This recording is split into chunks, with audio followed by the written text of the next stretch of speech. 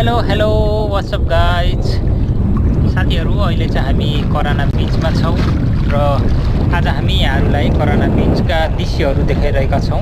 अहिले चाहिँ एकदमै साँझ पख छ, यहाँ चाहिँ एकदमै मन्द गतिमा हावा चलिरहेको छ र धेरै जसो प्राय साथीहरु पनि यहाँनिर देख्न सक्छौं।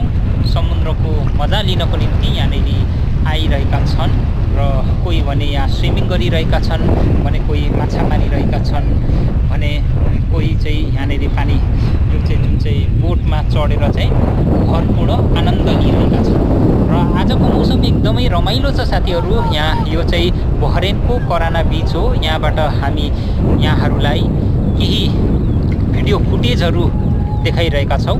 फ्रन्ट क्यामेराबाट पनि म यहाँहरुलाई केही दृश्यहरु देखाउन गइरहेको छु।